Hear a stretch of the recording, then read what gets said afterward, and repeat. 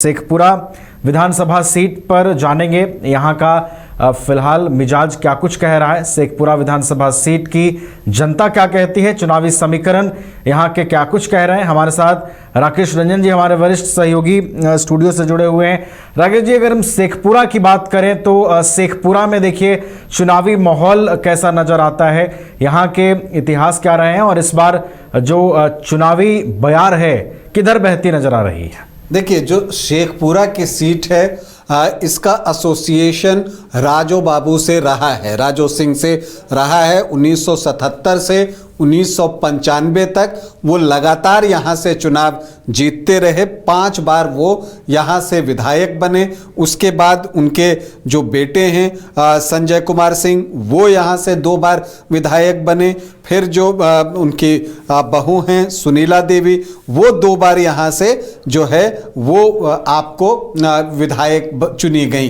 तो 9 बार जो 19 विधायक यहाँ से चुने गए हैं उसमें से 9 बार जो है राजो सिंह परिवार के पास ही ये सीट रही है। शेखपुरा को इसलिए राजो बाबू से जोड़कर ही देखा जाता है। लेकिन जहां पहले कांग्रेस का इस सीट पर दबदबा था, और आप देखिएगा कि 19 विधायक में से 12 विधायक कांग्रेसी ही रहे, लेकिन अब स्थिति ऐसी हो गई है कि सीट शेयरिंग में ये सीट कांग्रेस को लड़ने के लिए दी भी नहीं जाती है। यहां से अभी आरजेडी के विधायक हैं विजय सम्राट, तो विजय सम्राट के सामने सीट बचाने की चुनौती है। तो जेडीयू ने एक बार फिर से सोनी मुखिया को टिकट दिया है, रणधीर कुमार सोनी को टिकट दिया है। वो भी यहाँ से जो है 2010 और 2015 में चुनाव जीत चुके हैं, लेकिन 2020 में उनको हार का सामना करना पड़ा था। 2 बार की एंटी इनकम्बेंसी थी,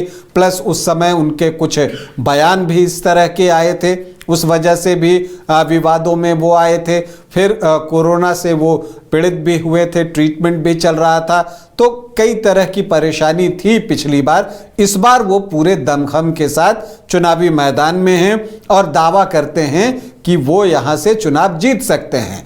वैसे दावा विजय सम्राट का भी है कि शेखपुरा के सम्राट तो हम ही बनेंगे, मतलब कि चुनाव हम ही जीतेंगे। इन सब के बीच जनसुराज ने भी अपना प्रत्याशी दिया है राजेश कुमार के रूप में।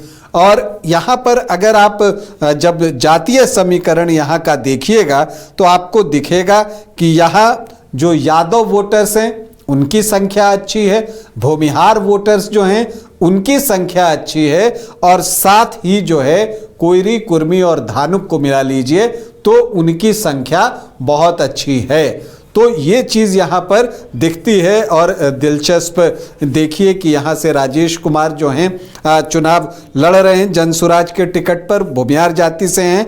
अब यहाँ पर अगर हम जातीय समीकरण की तरफ जाएं और देखें कि क्या कुछ है तो आपको क्या दिखेगा। जो शेखपुरा है यहाँ पर जो अनुसूचित जाति के वोटर्स हैं वो 19.2% हैं। यादव यहाँ पर 16 से 17% हैं, मुस्लिम 8.5% हैं, तो एमवाई 25 से 27% के आसपास पहुँचता है। राजपूत न के बराबर हैं, भूमिहार 9 से 10% हैं, और जो ब्राह्मण हैं वो 2 से 2.5% हैं। तो सामान्य जाति के 11 से 12% वोट हैं। अब आप यहाँ पर देखिए, जब कोयरी, कुर्मी और धानुक को आप जोड़ लेते हैं तो ये 16 से 17% का आंकड़ा पहुंच जाता है, और जो वैश्य हैं वो 10.5 से 11.5% है।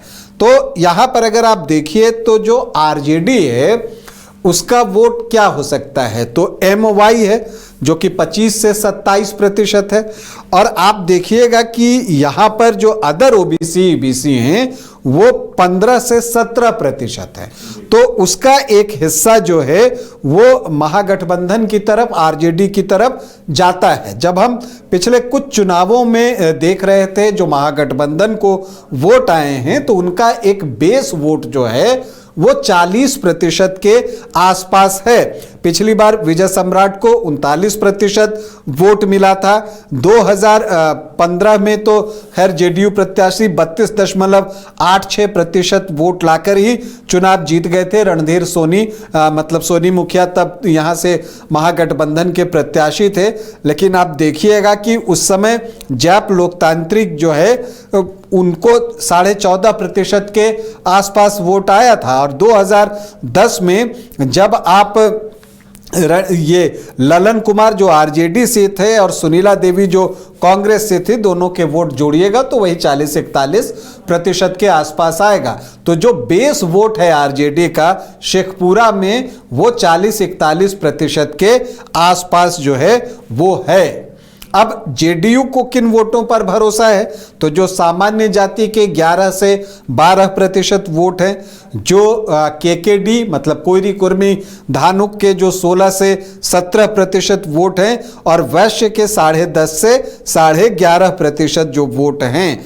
तो इनको आप देखते हैं तो ये 38 से 40% का आंकड़ा पहुंचता है। दिलचस्प ये है कि यहां पर जो एससी वोटर्स हैं वो 19.2% हैं और पासवान और मांझी ही यहां पर लगभग 13% के आसपास हैं। तो चिराग पासवान और जीतन राम मांझी के नाम पर अगर ये वोट एनडीए की तरफ शिफ्ट हो जाए तो फिर एनडीए का काम यहां पर आसान हो जाएगा। यह चीज हमने लोकसभा चुनाव में देखी जब एनडीए को लगभग 51.5% से थोड़ा ज्यादा वोट आपको आया है और यही आंकड़ा बन रहा है 38 से 40%। उसमें पासवान और मांझी को आप जोड़िए तो 13%, तो वही 51-52% का आंकड़ा बनता है। लेकिन क्या विधानसभा चुनाव में भी ऐसा होगा? यह एक बड़ा सवाल है कि क्या एनडीए अपने वोटों को इंटैक्ट रख पाएगा।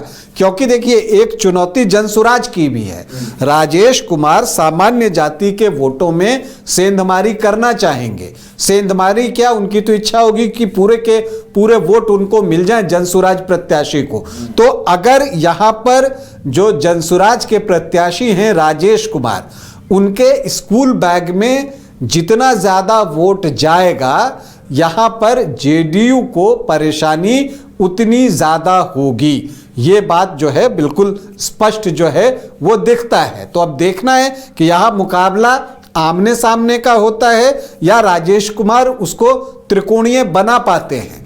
अगर वो उन्होंने त्रिकोणीय बना लिया तो फिर आरजेडी का काम जो है यहां पर थोड़ा आसान हो सकता है। और अगर मुकाबला आमने सामने का ही रहा और सामान्य जाति के ज्यादातर वोट अगर एनडीए के पास ही, जेडीयू के पास ही इंटैक्ट रहे तो वैसी परिस्थिति में यहां पर सोनी मुखिया मतलब रणधीर कुमार सोनी का जो है पलड़ा थोड़ा सा भारी हो जाएगा। लेकिन अगर जनसुराज के प्रत्याशी राजेश कुमार ने अगर सामान्य जाति के वोटों में सेंधमारी कर ली तो वैसी परिस्थिति में विजय सम्राट को एज मिलेगा, उनका पलड़ा थोड़ा भारी हो जाएगा। तो एक दिलचस्प मुकाबला शेखपुरा में, जिसमें मुकाबला तो जेडीयू और आरजेडी के बीच ही होता हुआ दिखेगा, लेकिन जनसुराज यहां परिणाम प्रभावित करने की क्षमता रखता है। चलिए, तो जनसुराज का परफॉर्मेंस भी यहां निगाहों में रहेगा कि किस तरीके से जनसुराज जो है